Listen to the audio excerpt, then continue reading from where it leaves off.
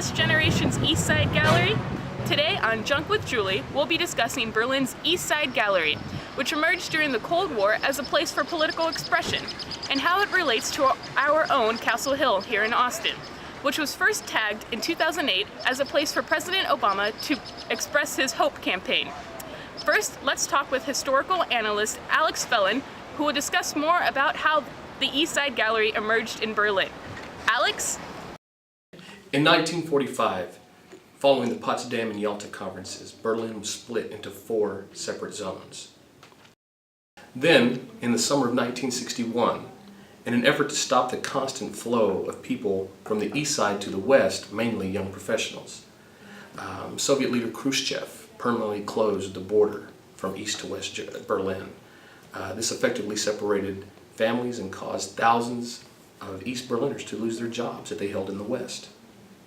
Within weeks, the barbed wire border was fortified with concrete. Then in July of 1962, a second fence was erected.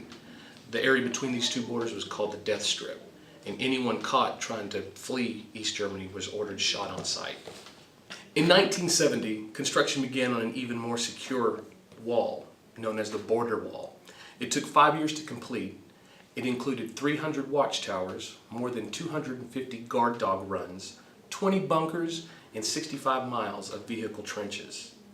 Though 150 people were killed while trying to escape East Germany, some 5,000 people successfully crossed the border wall. The western portion of the Berlin Wall became a symbol of political expression and defiance. People from all over the world came to express their hopes for a peaceful future or to simply leave their mark. Back to you, Julie. Thank you, Alex. And now let's go to art historian Elizabeth Sullivan, who will highlight a few key pieces featured in the East Side Gallery. Perhaps the most notorious mural in the East Side Gallery would be Dmitry Rubel's My God, Help Me to Survive This Deadly Love, commonly referred to as the Fraternal Kiss, completed in 1990. The work depicts the enthusiastic greeting between Leonid Brezhnev and Erich Honecker on October 7, 1979, during the Soviet leaders' trip to East Germany to celebrate the 30th anniversary of the foundation of the Communist German Democratic Republic. The two leaders' greeting, called the Socialist Fraternal Kiss or Embrace, was a standard gesture for a meeting between communist statesmen during the Cold War years, and some may find it interesting that Brezhnev was quite the fan of this fraternal kiss. 2 days prior to this passionate embrace, the Soviet Union and East Germany had signed an economic pact that would provide the GDR with Soviet oil, gas, and nuclear equipment until 1990 in exchange for ships, toolmaking machinery, and chemical equipment.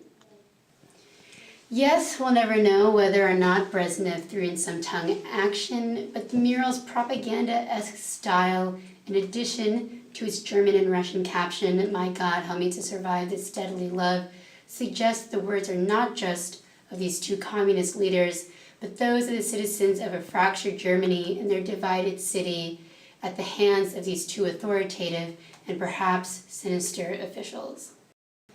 Another notable portion of the gallery features the work of the French-born artist Thierry Noir, sometimes referred to as the godfather of graffiti. Noir credits himself as being the first artist to tag the Berlin Wall, beginning in the early 1980s and continuing up until its destruction in the November of 1989. In Noir's segment, as displayed here, the artist depicts cartoonish heads in bright, vivid colors in the hope of making the wall so ridiculous that it would be destroyed both figuratively and literally.